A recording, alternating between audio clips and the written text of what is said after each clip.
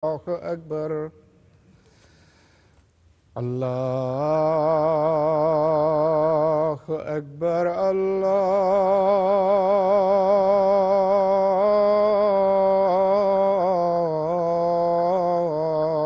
الله أكبر. أشهد أن لا إله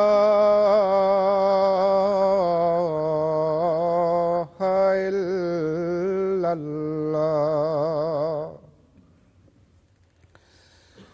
أشهد أن لا إله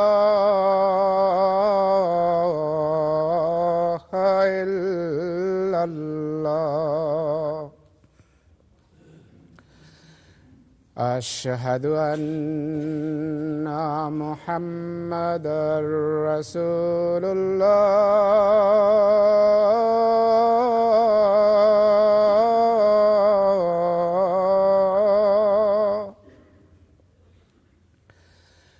أشهد أن محمدًا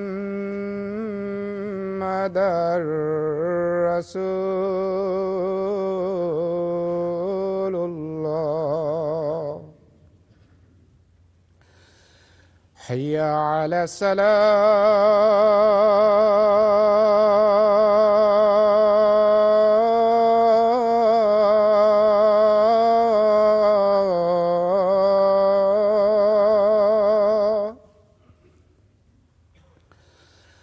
حي على الصلاة.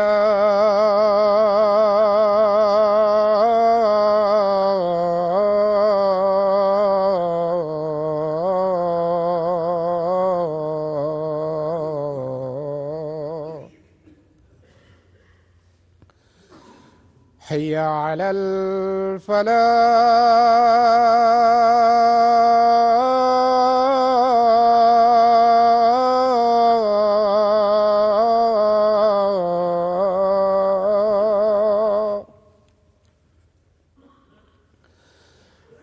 حي على الفلاح.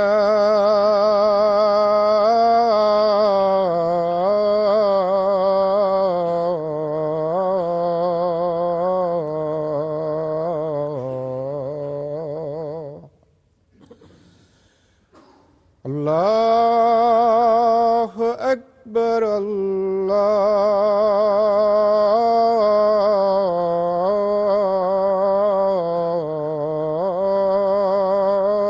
الله أكبر.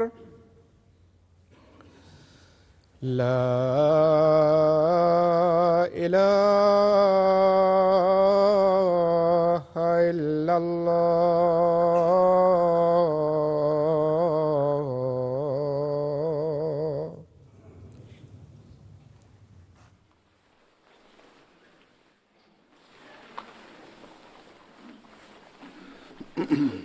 السلام عليكم ورحمة الله.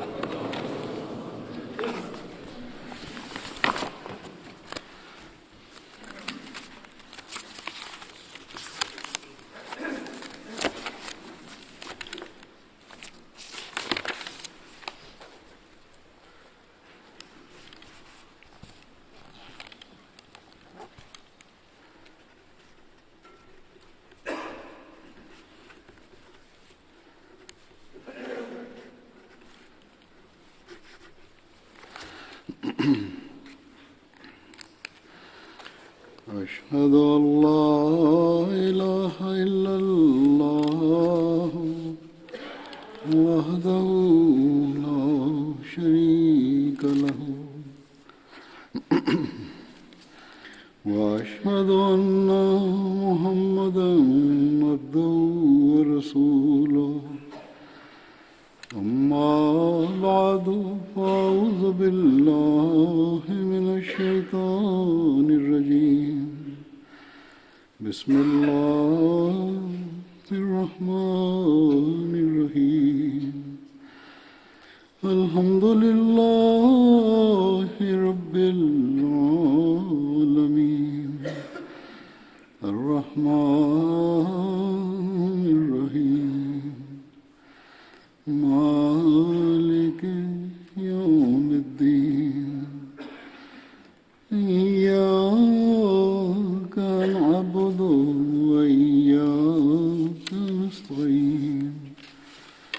اهدنا الصراط المستقيم صراط الذين أنعمت عليهم غير المغضوب عليهم ولا الضالين.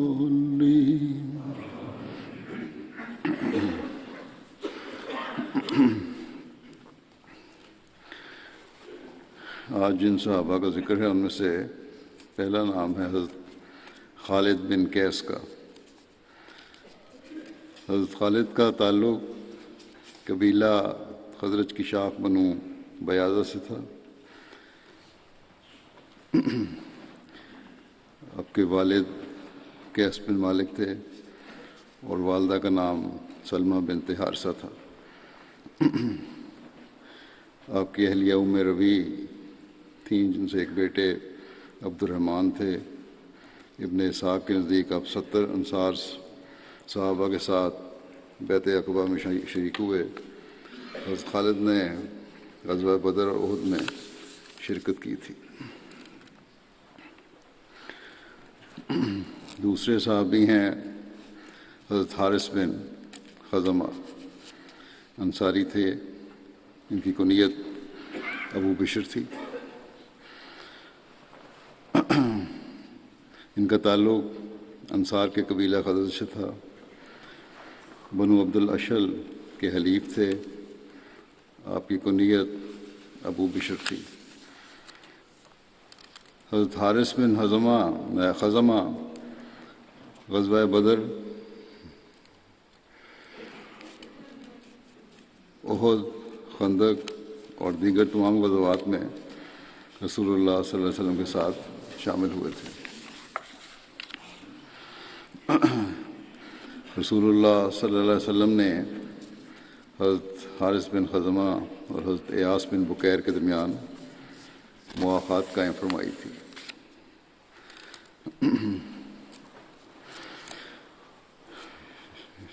یہ ذکر آتا ہے تاریخ میں کہ غزوہ تبوک کے موقع پر جب حضور صلی اللہ علیہ وسلم کی اونٹنی گم ہو گئی تو منافقوں نے آپ صلی اللہ علیہ وسلم پر یہ اعتراض کیا کہ آپ کو اپنی اونٹنی کی تو خبر نہیں ہے تو آسمان کی خبریں کیسے جان سکتے ہیں.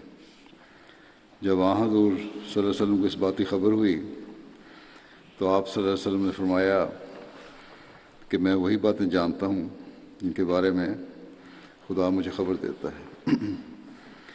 اور پھر فرمایا کہ اب خدا نے مجھے اونٹنی کے بارے میں خبر دی ہے کہ وہ وادی کی فلاں گھاٹی میں ہے.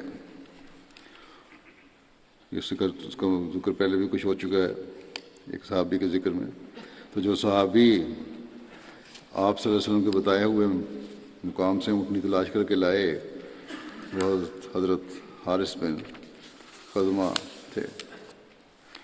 ان کی وفات 40 ہجری میں حضرت علی کے دور خلافت میں 67 سال کی عمر میں مدینہ میں ہوئی تھی. اگلے صحابی ہیں ان کا ذکر ہوگا حضرت خنیس بن حذافہ. ان کی کنیت ابو حذافہ تھی. حضرت خنیس کی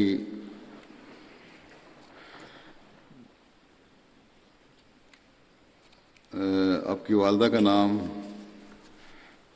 ضعیفہ بنت حزیم تھا. ان کا تعلق بنی سام بن عمر سے تھا. یہ قبیلہ تھا ایک. انہوں نے رسول اللہ صلی اللہ علیہ وسلم کے دار ارقم میں جانے سے پہلے اسلام قبول کیا تھا. حضرت خنیس حضرت عبداللہ بن حذافہ کے بھائی تھے. حضرت خنیس ان مسلمانوں میں شامل تھے جنہوں نے دوسری دفعہ حبشہ کی طرف ہجرت کی. حضرت خنیس کا شمار اولین مہاجرین میں ہوتا ہے. جب حضرت خنیس نے مدینہ ہجرت کی تو حضرت رفاع بن عبد المنذر کے پاس رہے. حضور صلی اللہ علیہ وسلم نے حضرت خنیس اور حضرت ابو ابس بن جبر کے درمیان عقد مواخات قائم کیا۔ حضرت خنیس غزوہ بدر میں شامل ہوئے۔ ام المومنین حضرت حفصہ حضور صلی اللہ علیہ وسلم سے قبل حضرت خنیس کے عقد میں تھی، ان کی شادی ہوئی تھی۔ سیرت خاتم النبیین میں اس کی تفصیل میں لکھا ہے کہ حضرت عمر بن خطاب کی ایک صاحبزادی تھیں جن کا نام حفصہ تھا، وہ خنیس بن حذافہ کے عقد میں تھیں جو ایک مخلص صحابی تھے اور جنگ بدر میں شریک ہوئے تھے۔ بدر کے بعد مدینہ واپس آنے پر خنیس بیمار ہو گئے اور اس بیماری سے جاں بر نہ ہو سکے اور ان کی وفات ہو گئی۔ کچھ عرصے بعد حضرت عمر کو حضرت حفصہ کی یہ نکاح ثانی کا بڑی فکر تھی۔ اس وقت حضرت حفصہ کی عمر 20 سال سے اوپر تھی۔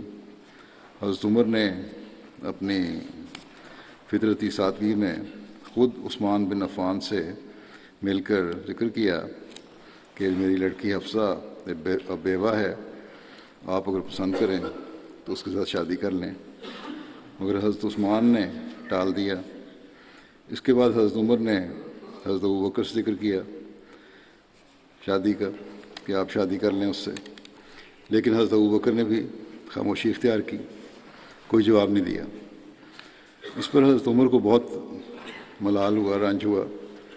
انہوں نے اسی دکھ کی حالت میں حضرت صلی اللہ علیہ وسلم کی خدمت میں حاضر ہو کر آپ سے ساری یہ سرگزشت بیان کی، عرض کی۔ حضرت صلی اللہ علیہ وسلم نے فرمایا کہ عمر کچھ فکر نہ کرو، خدا کو منظور ہوا تو حفصہ کو عثمان اور ابو بکر کی نسبت بہتر خامند مل جائے گا، اور عثمان کو حفصہ کی نسبت بہتر بیوی ملے گی۔ یہ آپ صلی اللہ علیہ وسلم نے اس لیے فرمایا کہ آپ حفصہ کے ساتھ شادی کر لینے اور اپنی لڑکی ام کلثوم کو حضرت عثمان کے ساتھ بیاہ کر دینے کا ارادہ کر چکے تھے، جس سے حضرت ابوبکر اور حضرت عثمان دونوں کو اطلاع تھی، ان کو بتا دیا تھا، اور اسی لیے انہوں نے حضرت عمر کی تجویز کو ٹال دیا تھا۔ اس کے کچھ عرصے بعد حضرت صلی اللہ علیہ وسلم نے حضرت عثمان سے اپنی صاحبزادی ام کلثوم کی شادی فرما دی، جس کا ذکر گزر چکا ہے، اور اس کے بعد آپ نے خود اپنی طرف سے حضرت عمر کو حفصہ کے لیے پیغام بھیجا۔ حضرت عمر کو اس سے بڑھ کر اور کیا چاہیے تھا؟ انہوں نے نہایت خوشی سے اس رشتے کو قبول کیا، اور شعبان 3 ہجری میں حضرت حفصہ حضرت صلی اللہ علیہ وسلم کے نکاح میں آ کر حرم نبوی میں داخل ہو گئیں۔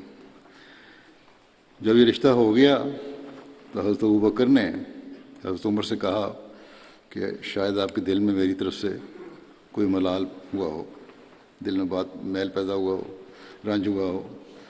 بات یہ ہے کہ مجھے رسول اللہ صلی اللہ علیہ وسلم کے ارادے سے اطلاع تھی، لیکن میں آپ کی اجازت کے بغیر، یعنی حضرت صلی اللہ علیہ وسلم کی اجازت کے بغیر آپ کے راز کو ظاہر نہیں کر سکتا تھا۔ اگر آپ کا یہ ارادہ نہ ہوتا، یعنی جس رشتے کا حضرت صلی اللہ علیہ وسلم کا، تو میں بڑی خوشی سے حفصہ سے شادی کر لیتا۔ حفصہ کے نکاح میں ایک تو یہ خاص مصلحت تھی کہ وہ حضرت عمر کی صاحبزادی تھی، جو گویا حضرت ابوبکر کے بعد تمام صحابہ میں افضل ترین سمجھے جاتے تھے، اور حضرت صلی اللہ علیہ وسلم کے مقربین خاص میں سے تھے۔ بس آپس کے تعلقات کو زیادہ مضبوط کرنے اور حضرت عمر اور حفصہ کے اس صدمہ کی تلافی کرنے کے واسطے جو خنیس بن حذافہ کی بے وقت موت سے ان کو پہنچا تھا، حضرت صلی اللہ علیہ وسلم نے مناسب سمجھا کہ حفصہ سے خود شادی فرما لیں۔ ایک روایت کے مطابق حضرت خنیس بن حذافہ کو غزوہ احد میں کچھ زخم آئے، بعد میں انہی زخموں کی وجہ سے آپ کی مدینہ وفات ہوئی۔ حضور صلی اللہ علیہ وسلم نے آپ کی نماز جنازہ پڑھائی اور آپ کو جنت البقیع میں حضرت عثمان بن مظعون کے پہلو میں دفن کیا گیا۔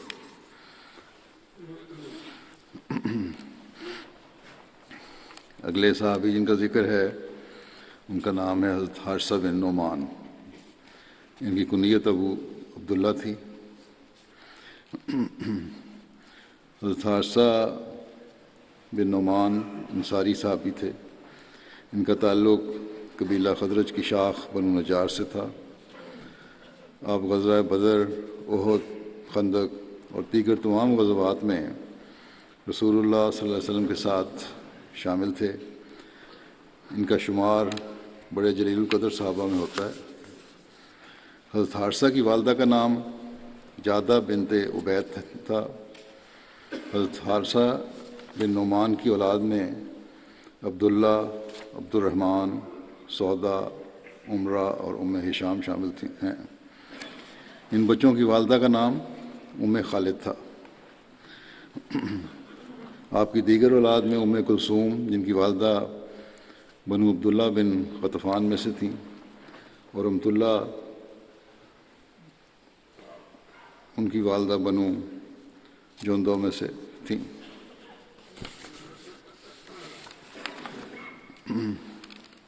ایک دوسری روایت ہے، اس میں آتا ہے کہ حضرت ابن عباس بیان کرتے ہیں یہ کہ حضرت حارثہ بن نعمان حضور صلی اللہ علیہ وسلم کے پاس سے گزرے، آپ کے پاس جبریل بیٹھے تھے۔ ایک روایت پہلے سے ایک تھی، وہ میں نے لی، وہ روایت تھی مختصر سی کہ آپ گزرے تو آپ نے سلام کیا اور جبریل نے وعلیکم السلام کہا، لیکن جو تفصیلی روایت جو ہے وہ یہ ہے کہ حضرت ابن عباس بیان کرتے ہیں کہ حضرت حارثہ بن نعمان حضور صلی اللہ علیہ وسلم کے پاس سے گزرے، آپ کے پاس حضرت جبرائیل بیٹھے تھے اور آپ ان سے آہستہ آہستہ کچھ باتیں کر رہے تھے۔ حارثہ نے آپ کو سلام نہیں کیا۔ جبرائیل نے کہا کہ انہوں نے سلام کیوں نہیں کیا؟ تو رسول اللہ صلی اللہ علیہ وسلم نے حارثہ سے دریافت فرمایا بعد میں کہ جب تم گزر رہے تھے تو تم نے سلام کیوں نہیں کیا تھا؟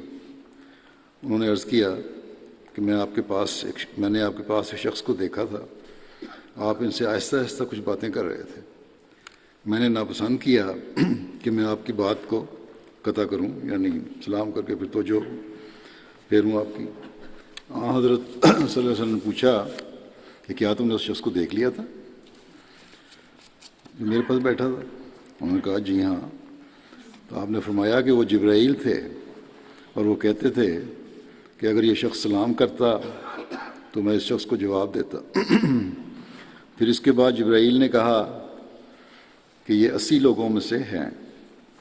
رسول اللہ صلی اللہ علیہ وسلم نے فرمایا کہ میں نے جبرائیل سے پوچھا کہ اس کے کیا معنی ہے، جس پر جبرائیل نے کہا کہ یہ ان 80 آدمی میں سے ہیں جو غزوہ حنین میں آپ کے ساتھ ثابت قدم رہے تھے، ان کا رزق اور ان کی اولاد کا رزق جنت میں اللہ تعالیٰ کے ذمہ ہے۔ بس آپ صلی اللہ علیہ وسلم نے حارثہ سے یہ سب کچھ بیان کیا۔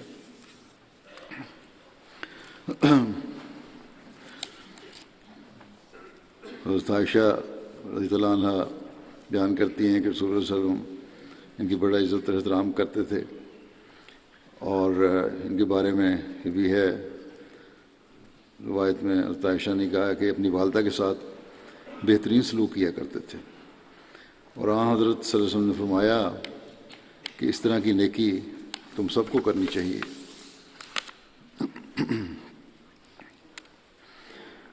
حضرت حارثہ بن نعمان آخری عمر میں نابینا ہو گئے تھے، نظر خراب ہو گئی، بند ہو گئی تھی۔ آپ نے ایک رسی اپنی نماز کی جگہ سے اپنے کمرے کے دروازے تک باندھی تھی، اور اپنے پاس ایک ٹوکری رکھا کرتے تھے جس میں کھجوریں ہوتی تھیں۔ جب کوئی مسکین آپ کے پاس آتا، کوئی سوالی آتا اور سلام کرتا، یا وہ ملنے والا آتا یا سمجھتے کہ یہ غریب آدمی ہے، تو اس رسی کو پکڑ کر اپنی نماز کی جگہ سے دروازے تک آتے اور ان کو کھجوریں دیتے۔ آپ کے گھر والے کہتے تھے کہ ہم آپ کی طرف سے خدمت کر دیا کریں، ہم دے دیتے ہیں، آپ کی نظر ٹھیک نہیں، کیوں تکلیف کرتے ہیں؟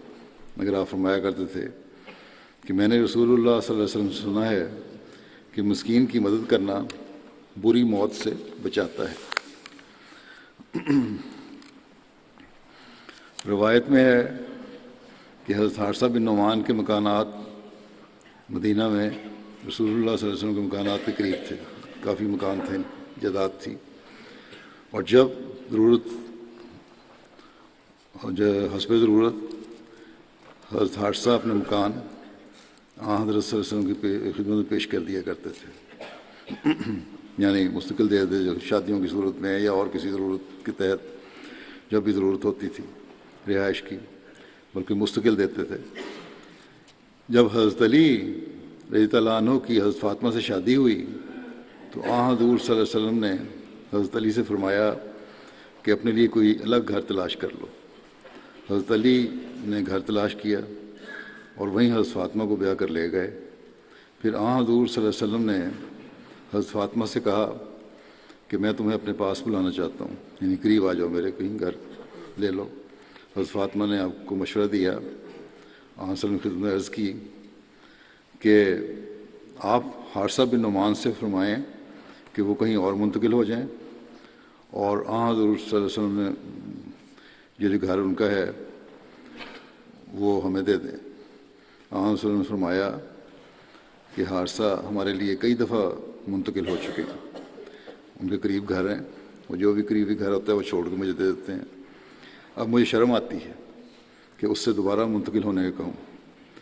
یہ خبر حضرت حارثہ کو پہنچی اور آپ گھر خالی کر کے وہاں سے دوسری جگہ منتقل ہو گئے، اور نبی کریم صلی اللہ علیہ وسلم کے پاس آ کر عرض کی کہ یا رسول اللہ، مجھے معلوم ہوا ہے کہ آپ حضرت فاطمہ کو اپنے پاس منتقل کرنا چاہتے ہیں، یہ میرے گھر ہیں اور یہ بنو نجار کے گھروں میں آپ سے سب سے زیادہ قریب ہیں، اور میں اور میرا مال اللہ اور اس کے رسول ہی کے لیے ہیں۔ یا رسول اللہ، آپ مجھ سے جو مال چاہیں لے لیں، وہ مجھے اس مال سے بہت زیادہ پیارا ہوگا جسے آپ چھوڑ دیں گے۔ نبی کریم صلی اللہ علیہ وسلم نے اس پر فرمایا تم نے سچ کہا، خدا تعالیٰ تم پر برکت نازل فرمائے۔ چنانچہ آپ صلی اللہ علیہ وسلم نے حضرت فاطمہ کو حضرت حارثہ والے گھر میں بلا لیا۔ اسی کچھ تفصیل سیرت خاتم النبیین میں حضرت مرزا بشیر احمد صاحب نے بیان فرمائی ہے، اس طرح کہ آپ لکھتے ہیں کہ حضرت علی اب تک غالباً حضرت صلی اللہ علیہ وسلم کے ساتھ مسجد کے کسی حجرے وغیرہ میں رہتے تھے، مگر شادی کے بعد یہ ضروری تھا کہ کوئی الگ مکان ہو جس میں خاوند بیوی رہ سکیں۔ چنانچہ حضرت صلی اللہ علیہ وسلم نے حضرت علی سے ارشاد فرمایا کہ اب تم کوئی مکان تلاش کرو جس میں تم دونوں رہ سکو۔ حضرت علی نے عارضی طور پر ایک مکان کا انتظام کیا اور اس میں حضرت فاطمہ کا رخصتانہ ہو گیا۔ اسی دن رخصتانہ کے بعد حضرت صلی اللہ علیہ وسلم ان کے مکان پر تشریف لے گئے اور تھوڑا سا پانی منگا کر اس پر دعا کی۔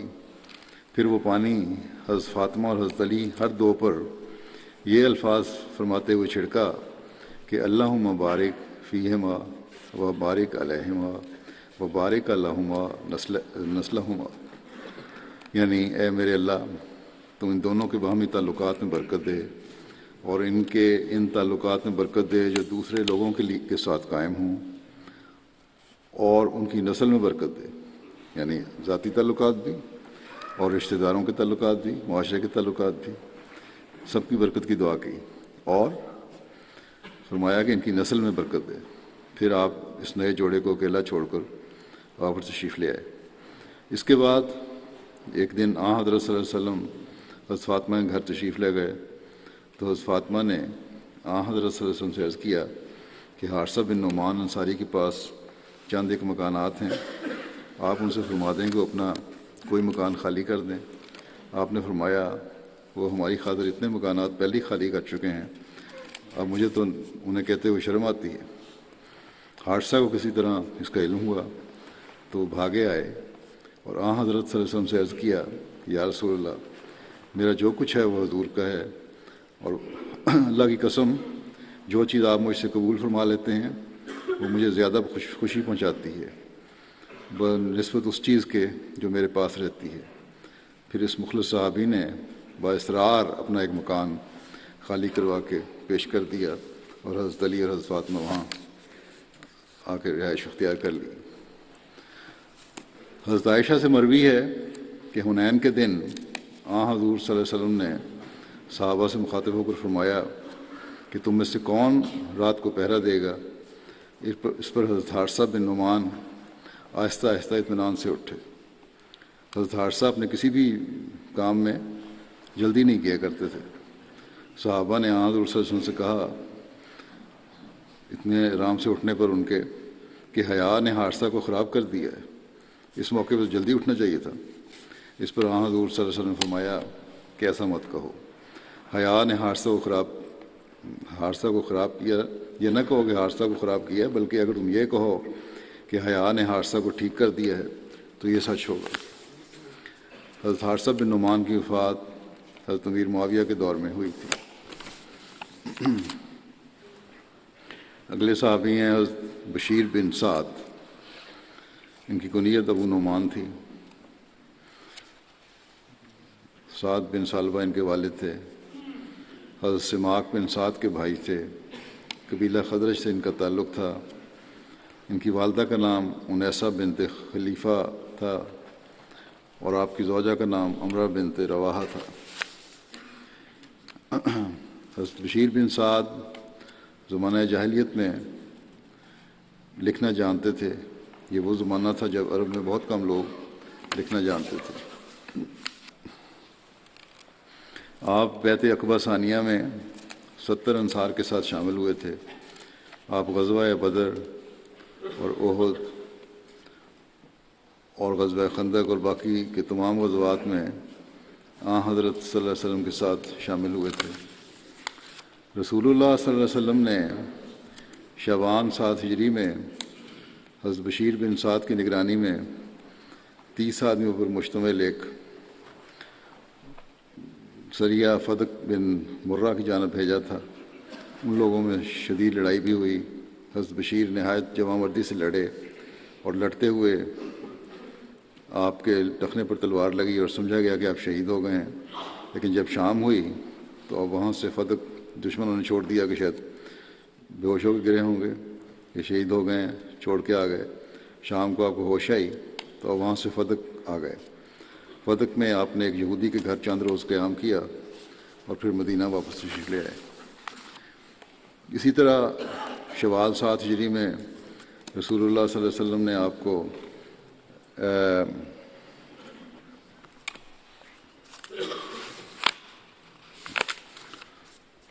300 آدمیوں کے ہمراہ یمن اور جبار کی طرف روانہ فرمایا کہ فدق اور وادی القرآن کے درمیان جو واقعہ ہے، یہ جہاں غطفان کے کچھ لوگ عیینہ بن حنصل فرادی کے ساتھ اکٹھے ہو گئے تھے، اسلام کے خلاف منصوبہ بندیاں کرتے تھے۔ حضرت بشیر نے ان سے مقابلہ کر کے انہیں منتشر کر دیا۔ مسلمانوں نے بعض کو قتل بھی کیا اور بعض کو قیدی بنایا اور مال غنیمت کے ساتھ لوٹے۔ جنگ اور نقصان پہنچانے کے لیے جمع ہوا کرتے تھے، اس لیے ان کے خلاف مسلمانوں کے تحفظ کے لیے یہ کارروائی کی جاتی تھی۔ مال لوٹنا یا قتل کرنا مقصد نہیں تھا، جیسا کہ گزشتہ خطبہ میں میں نے بیان کیا تھا کہ غلط حملے پر جس کا کوئی جواز نہیں بنتا تھا، حضرت صلی اللہ علیہ وسلم نے صحابہ سے بڑی سخت ناراضگی کا اظہار کیا تھا، کیوں تم نے جنگ لڑی؟ بشیر بن سعد کے بارے میں ایک روایت ہے جو ان کے بیٹے حضرت بشیر کے میں بیان کرتے ہیں کہ حضرت نعمان بن بشیر ان کا نام تھا، کہ ان کے والد انہیں رسول اللہ صلی اللہ علیہ وسلم کے پاس لائے اور عرض کی کہ میں نے اپنے اس بیٹے کو اپنا ایک غلام دیا ہے۔ اس پر رسول اللہ صلی اللہ علیہ وسلم نے فرمایا کہ تم نے اپنے سارے بیٹوں کو اسی طرح دیا ہے؟ انہوں نے کہا نہیں۔ اس پر رسول اللہ صلی اللہ علیہ وسلم نے فرمایا پھر اسے واپس لے لو۔ ایک روایت میں یہ ہے کہ حضرت نعمان بن بشیر کہتے ہیں کہ میرے والد نے اپنا کچھ مال مجھے عطا کیا۔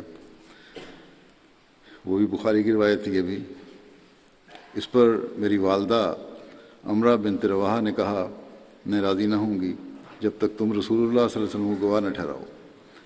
میرے والد نبی صلی اللہ علیہ وسلم کے پاس گئے تاکہ وہ آپ کو میرے عطیہ پر گواہ بنائیں جو مجھے دیا تھا. رسول اللہ صلی اللہ علیہ وسلم نے فرمایا کہ تم نے اپنے سب بچوں کو اس کے ساتھ ایسا ہی کیا ہے, ہر ایک کو اتنا ہی مال دیا ہے یا جو بھی چیز تھی؟ انہوں نے کہا کہ نہیں. آپ نے فرمایا کہ اللہ کا تقوی اختیار کرو اور اپنی اولاد سے عدل کا سلوک کرو. میرے والد واپس آئے اور وہ عطیہ واپس لے لیا. صحیح مسلم کی روایت میں یہ ہے کہ آن حضور صلی اللہ علیہ وسلم نے فرمایا کہ مجھے گواہ نہ بناؤ کیونکہ میں ظلم پر گواہی نہیں دیتا.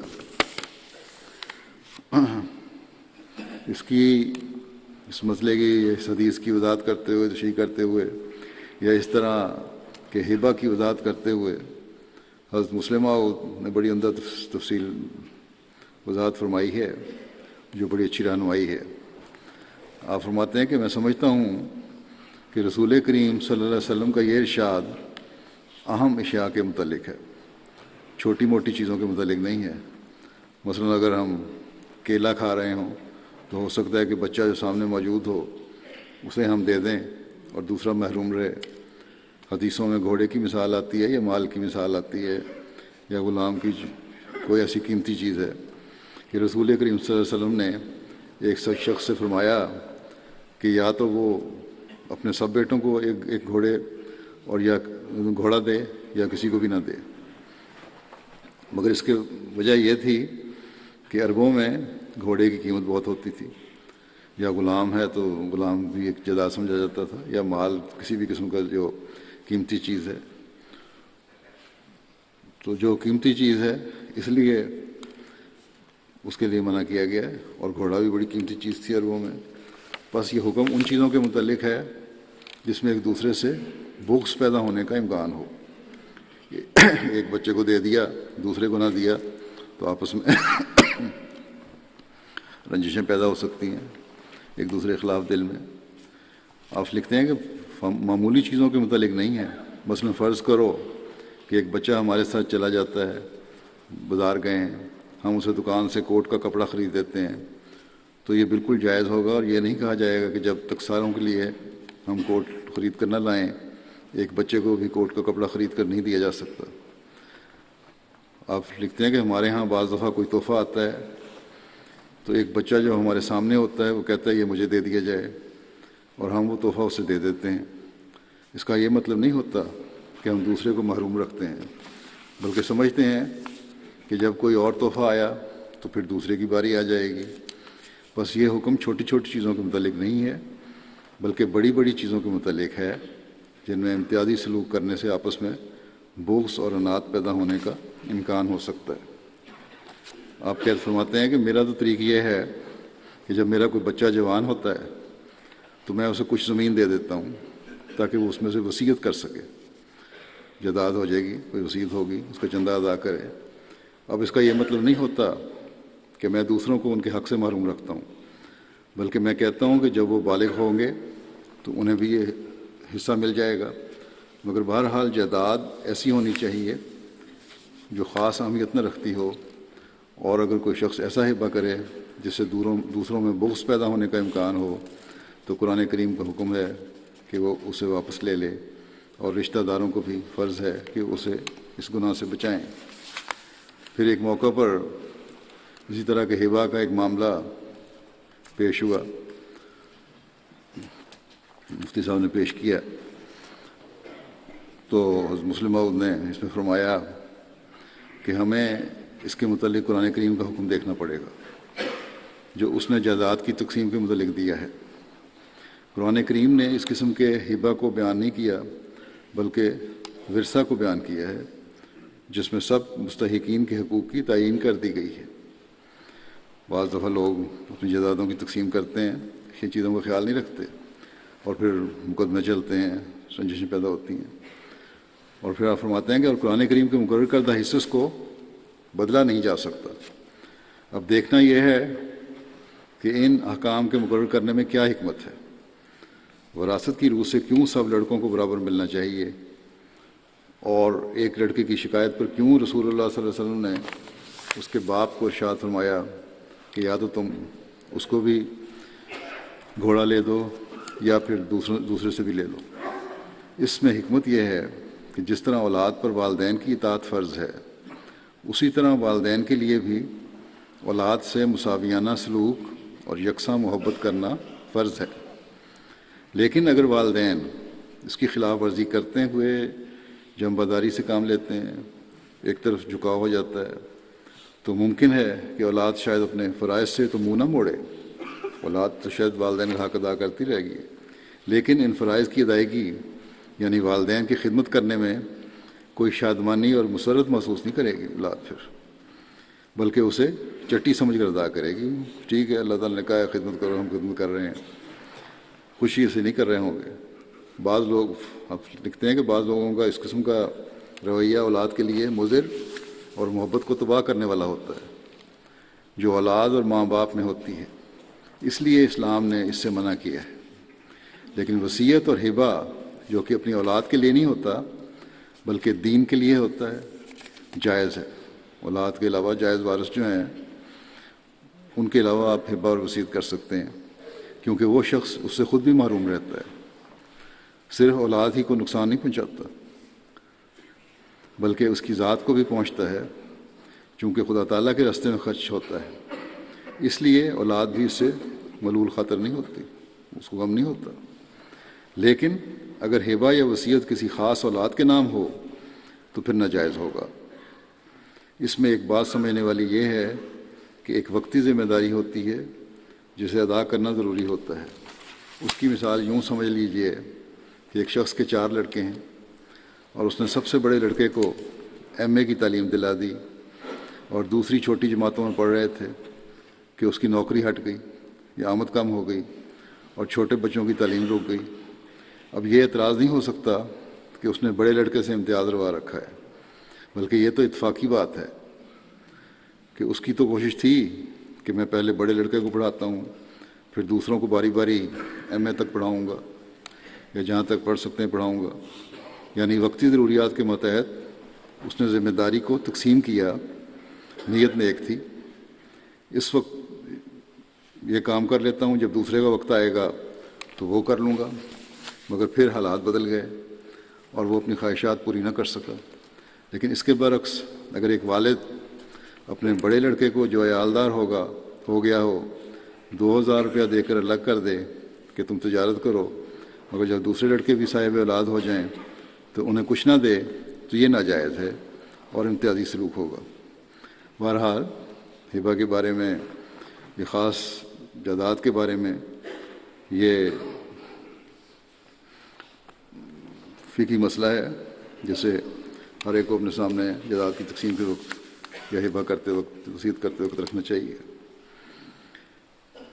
غزوہ خندق کے موقع پر کی روایت ہے کہ حضرت بشیر بن سعد، جن صحابی کا ذکر ہو رہا ہے، ان کی بیٹی بیان کرتی ہیں کہ میری ماں عمرہ بنت رواحہ نے میرے کپڑوں میں تھوڑی سی کھجوریں دے کر کہا کہ بیٹی یہ اپنے باپ اور ماموں کو دے آؤ اور کہنا کہ یہ تمہارا صبح کا کھانا ہے۔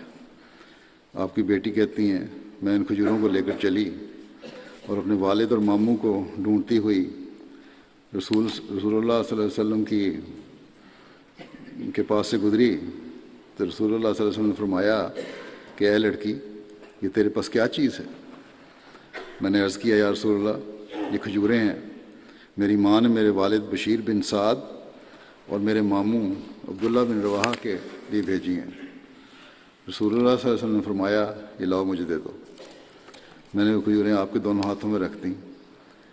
حضرت صلی اللہ علیہ وسلم نے ان کھجوروں کو ایک کپڑے پر ڈال دیا اور پھر ان کو ایک اور کپڑے سے ڈھانپ دیا، اور ایک شخص سے فرمایا کہ لوگوں کو کھانے کے لیے بلا لو۔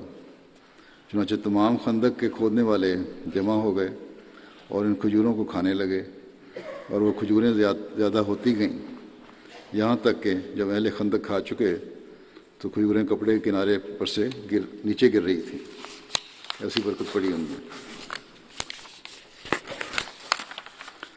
حضرت ابوبکر صدیق رضی اللہ عنہ کے زمانہ خلافت میں 12 ہجری میں حضرت بشیر حضرت خالد بن ولید کے ساتھ معرکہ عین التمر میں شریک ہوئے اور آپ کو شہادت نصیب ہوئی۔ عین التمر کوفہ کے قریب ایک جگہ ہے جہاں مسلمانوں نے 12 ہجری میں حضرت ابوبکر کے عہد خلافت میں فتح کیا تھا اس کے علاقے کو۔ رسول اللہ صلی اللہ علیہ وسلم جب عمرہ قضاء کے لیے ذی القعدہ 7 ہجری میں روانہ ہوئے تو آپ نے ہتھیار آگے بھیج دیے تھے اور ان پر حضرت بشیر بن سعد کو نگران مقرر فرمایا تھا۔ عمرہ قضاء کی تفصیل یہ ہے کہ حدیبیہ کے صلح نامہ کی وجہ سے وہاں تو عمرہ نہیں ہو سکا تھا، اور ایک اس میں یہ شک یہ بھی تھی کہ آئندہ سال حضور صلی اللہ علیہ وسلم مکے آ کر عمرہ ادا کریں گے اور 3 دن مکے میں ٹھہریں گے۔ اس دفعہ کے مطابق، اس شک کے مطابق ماہ ذو القعدہ 7 ہجری میں آپ صلی اللہ علیہ وسلم نے عمرہ ادا کرنے کے لیے مکہ روانہ ہونے کا عزم فرمایا اور اعلان کر دیا کہ جو لوگ گزشتہ سال حدیبیہ میں شریک تھے وہ سب میرے ساتھ چلیں گے۔ چنانچہ بجوز ان لوگوں کے جنگ خیبر میں شہید یا وفات پا چکے تھے، سب نے یہ سعادت حاصل کی۔ اور عمرہ پر جانے کے لیے یہ ہے کہ ہتھیاروں کے ساتھ آگے بھیج دیا۔ ہتھیاروں کی کیا ضرورت تھی؟ اس بارے میں جو تفصیل ملتی ہے وہ یہ ہے کہ حضور صلی اللہ علیہ وسلم کو چونکہ کفار مکہ پر بھروسہ نہیں تھا کہ وہ اپنے عہد کو پورا کریں گے، اس لیے آپ صلی اللہ علیہ وسلم نے جنگ کی پوری تیاری کے ساتھ اپنے جو ہتھیار لے جا سکتے تھے وہ لے کے گئے، اور بوقت روانگی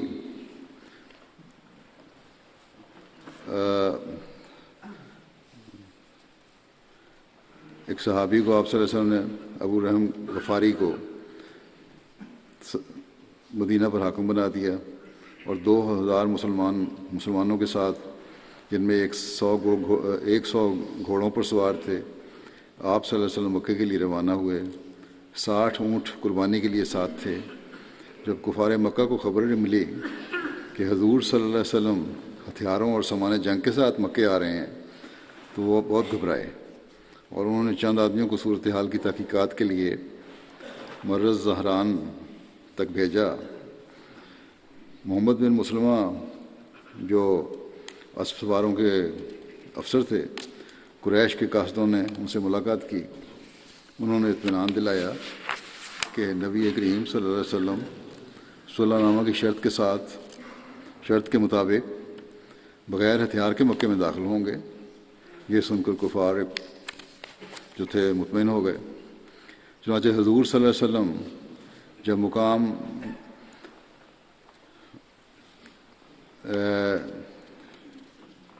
یاجج میں پہنچے، جو مکہ سے 8 میل دور ہے، تو تمام ہتھیاروں کو اس جگہ رکھ دیا اور بشیر بن سعد کی ماتحتی میں چند صحابہ کرام کو ان ہتھیاروں کی حفاظت کے لیے متعین فرما دیا، اور اپنے ساتھ ایک تلوار کے سوا کوئی ہتھیار نہیں رکھا، اور صحابہ کرام کے مجمع کے ساتھ لبیک پڑھتے ہوئے حرم کی طرف بڑھے۔ کہا جاتا ہے کہ جو رسول کریم صلی اللہ علیہ وسلم خاص حرم میں کعبہ میں داخل ہوئے تو کچھ کفار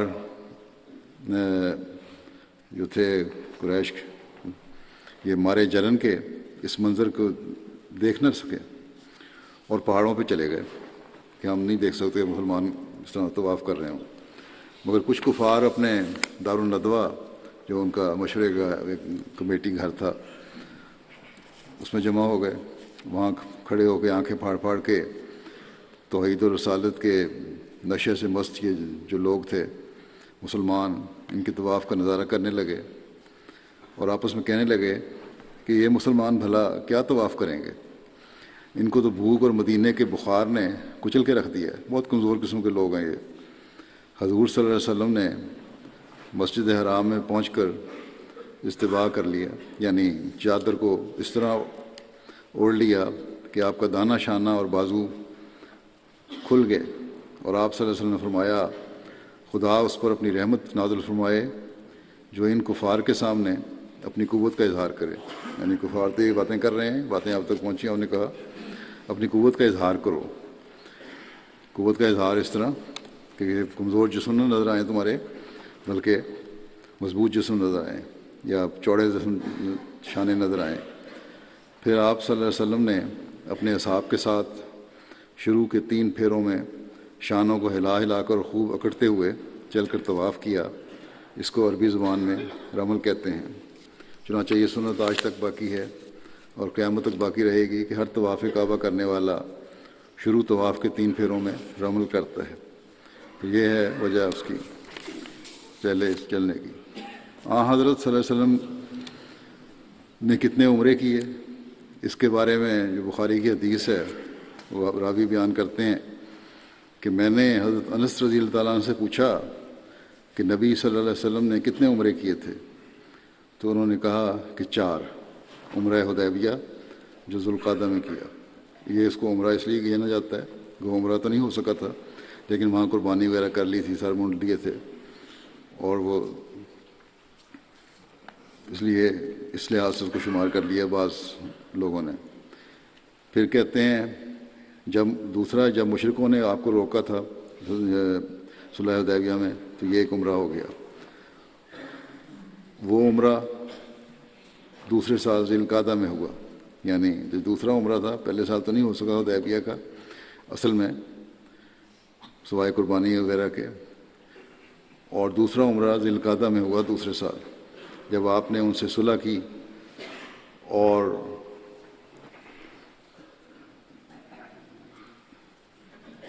پھر لکھا ہے آگے کہ اور عمرہ جارانہ جب آپ نے مال غنیمت تقسیم کیا. یہ کہتے ہیں کہ میرا خیال ہے کہ یہ جنگ حنین کی غنیمت تھی، اس وقت بھی عمرہ کیا. تو میں نے کہا آپ نے کتنے حج کیے؟ راوی نے پوچھا. انہوں نے کہا حج ایک ہی کیا تھا، اور حج کے موقع پہ بھی عمرہ ادا کیا تھا. اس طرح بعض لوگ 4 گنتے ہیں عمرے، بعض 2 گنتے ہیں.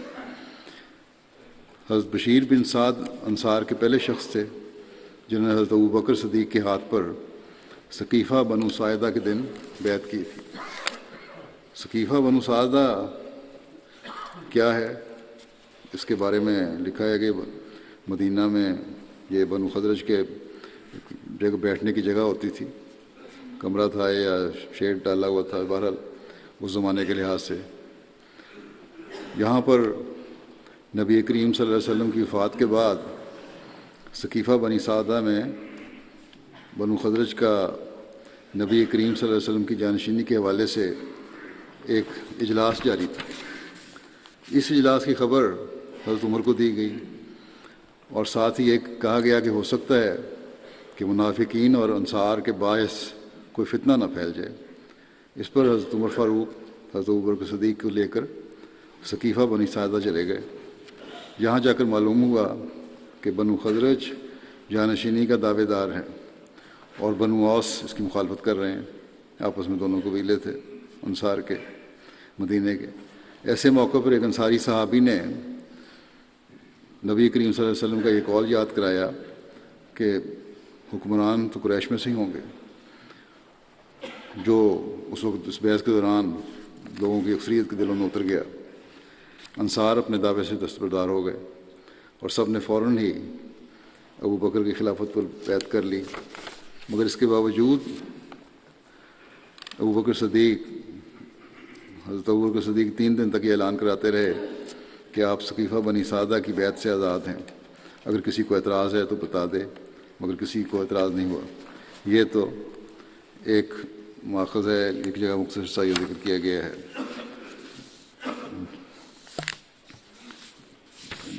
ڈاکٹر حمید اللہ کے کتاب سے. لیکن اس کی ایک تفصیل جو ہے وہ مزید اس طرح ہے کہ جب سارا کچھ واقعہ ہوا، آپس میں میٹنگیں ہو رہی تھیں، منافقین ابھارنے کی کوشش کر رہے تھے انصار کو. حضرت عمر کے ساتھ ابو بکر صدیق وہاں پہنچے اور اپنے پہنچنے پر اپنے انصار نے آپ کے سامنے پھر اپنی رائے کا اظہار کیا. حضرت ابو بکر صدیق انہوں نے بھی اپنی رائے ظاہر فرمائی. اور اس تمام کارروائی سے اندازہ ہوتا ہے کہ انصار و مہاجرین سب اسلام کے مفاد میں ہی سوچتے تھے. منافقین تو سوچ رہے ہوں گے کہ ہم کتنا پیدا کریں، لیکن جو مومنین تھے انصار میں سے بھی، وہ تو مفاد میں سوچ رہے تھے کہ خلافت کا یا امامت کا قیام ضروری ہے، خواہ وہ انصار میں سے ہو یا مہاجرین میں سے۔ اور حضرت صلی اللہ علیہ وسلم کے بعد خلافت کو چاہتے تھے اور اسی کی خواہش تھی ان کو، اور وہ ایک دن بھی بغیر جماعت اور امیر کے نہیں گزارنا چاہتے تھے۔ چنانچہ ایک رائے یہ تھی کہ انصار میں سے امیر ہو، دوسری رائے یہ تھی کہ مہاجرین میں سے امیر ہو، کیونکہ ان کے بغیر عرب کسی کی سربراہی کو قبول نہیں کرے گا۔ اس کے علاوہ تیسری رائے یہ بھی تھی کہ 2 امیر ہوں، ایک انصار میں سے اور ایک قریش میں سے۔ یہاں مہاجرین نے انصار کو یہ بھی بتایا کہ اس وقت قریش میں سے ہی امیر ہونا ضروری ہے۔ چنانچہ انہوں نے اپنے موقف کی تائید میں حضرت صلی اللہ علیہ وسلم کے بعد قریش میں امامت کے قیام سے متعلق آپ کی پیش گوئی بھی پیش کی، جو پہلے ذکر ہو چکا ہے کہ الائمۃ من قریش، کہ امام قریش میں سے ہوں گے۔ حضرت ابو عبیدہ بن الجراح نے انصار کو مخاطب کر کے کہا کہ اے انصار مدینہ، تم وہ ہو جنہوں نے سب سے بڑھ کر خود کو اس دین کی خدمت کے لیے پیش کیا تھا، اور اب تم اس وقت سب سے پہلے اسے بدلنے اور بگاڑنے والے نہ بنو۔ یہ نہ کہو کہ انصار میں سے امیر ہو یا دونوں میں سے امیر ہو۔ اس حقیقت سے بھرے ہوئے پیغام سے انصار نے اثر لیا، اور ان میں سے حضرت بشیر بن سعد اٹھے، جن کا ذکر ہو رہا ہے جن صحابی کا۔ بشیر بن سعد اٹھے اور انصار سے یوں مخاطب ہوئے کہ اے انصار، اللہ کی قسم، گو ہمیں مشرکوں سے جہاد کرنے میں دین میں سبقت کے لحاظ سے مہاجرین پر فضیلت ہے۔ یہ ہم نے محض رضائے الہی، اطاعت رسول اور اپنے نفسوں کی اصلاح کے لیے کیا تھا۔ ہمیں یہ زیب نہیں دیتا کہ ہم اب فخر و مباحث سے کام لیں اور دینی خدمات کے بدلے میں ایسے اجر کے طالب ہوں جس میں دنیا طلبی کی بو آتی ہو۔ ہماری جزا اللہ تعالیٰ کے پاس ہے اور وہی ہمارے لیے کافی ہے۔ رسول اللہ صلی اللہ علیہ وسلم قریش میں سے تھے اور وہی لوگ اس خلافت کے حقدار ہیں۔ اللہ نہ کرے کہ ہم ان سے جھگڑے میں مبتلا ہوں۔ اے انصار، اللہ تعالیٰ کا تقوی اختیار کرو اور مہاجرین سے اختلاف نہ کرو۔ ان سب باتوں کے بعد پھر حضرت حباب بن منذر نے انصار کی آمد کا ذکر کرنا شروع کر دیا، لیکن حضرت عمر نے پھر صورتحال کو سنبھالا۔ مختصر قصہ بیان کر رہا ہوں میں۔ اور حضرت ابوبکر کا ہاتھ پکڑ لیا اور کہا کہ ہماری بیعت لیں، اور ساتھ ہی حضرت عمر نے ابوبکر کی بیعت کر لی اور عرض کی کہ اے ابوبکر، آپ کو رسول اللہ صلی اللہ علیہ وسلم نے حکم دیا تھا کہ آپ نماز پڑھایا کریں، بس آپ ہی خلیفۃ اللہ ہیں۔ ہم آپ کی بیعت اس لیے کرتے ہیں کہ آپ رسول اللہ صلی اللہ علیہ وسلم کے ہم سب سے زیادہ محبوب ہیں۔ حضرت عمر کے بعد حضرت ابو عبیدہ بن جراح نے بیعت کی، اور پھر انصار میں سے حضرت بشیر بن سعد نے فوراً بیعت کر لی۔ اس کے بعد حضرت زید بن ثابت انصاری نے بیعت کی اور حضرت ابوبکر کا ہاتھ تھام کر انصار سے مخاطب ہوئے اور انہیں بھی حضرت ابوبکر کی بیعت کرنے کی ترغیب دی۔ چنانچہ انصار نے بھی حضرت ابوبکر کی بیعت کی۔ یہ بیعت اسلامی لٹریچر میں بیعت ثقیفہ اور بیعت خاصہ کے نام سے بھی مشہور ہے۔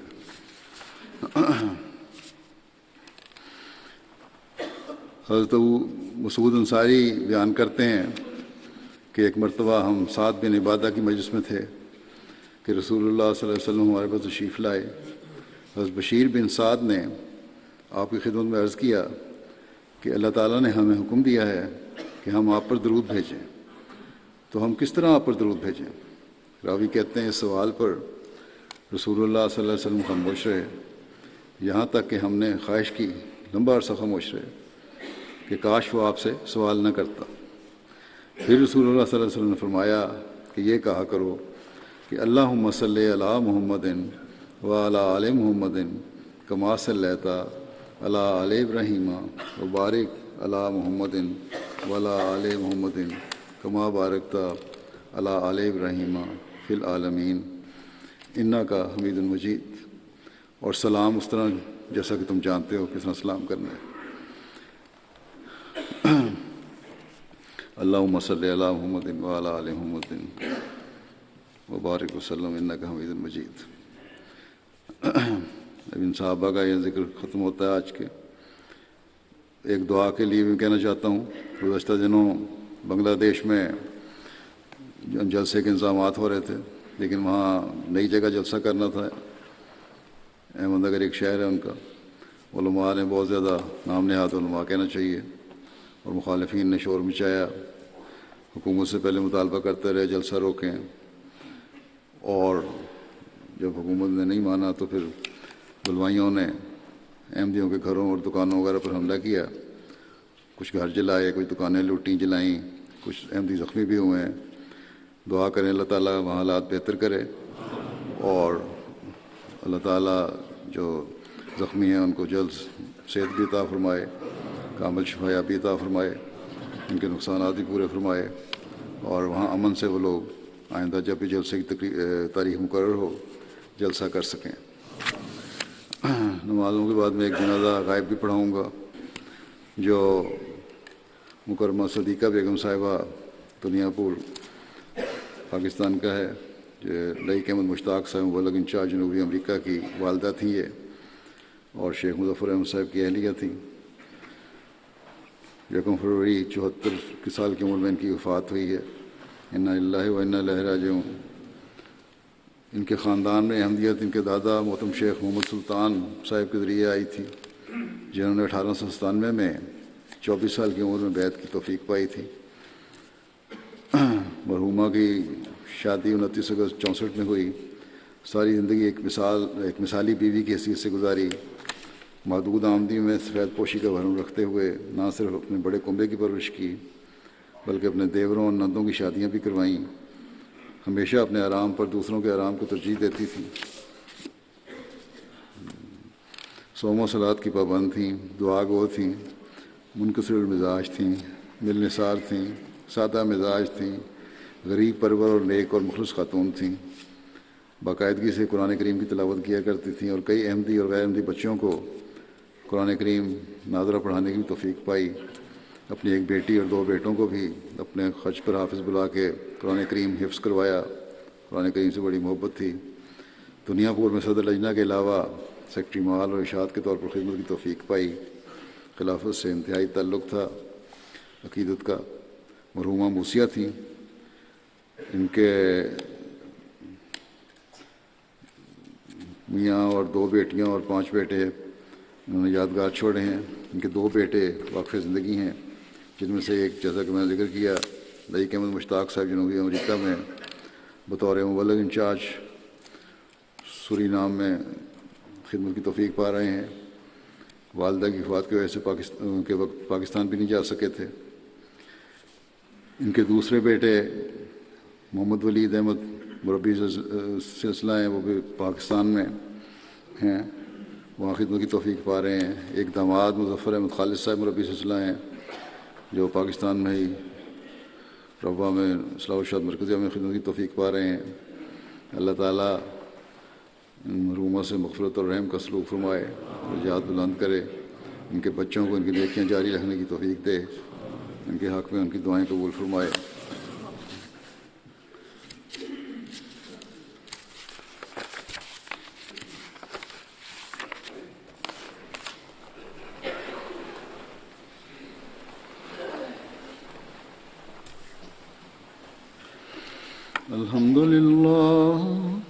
الحمد لله نحمده ونستعينه ونستغفره ونؤمن به ونتوكل عليه ونعوذ بالله من شرور أنفسنا ومن سيئات أعمالنا.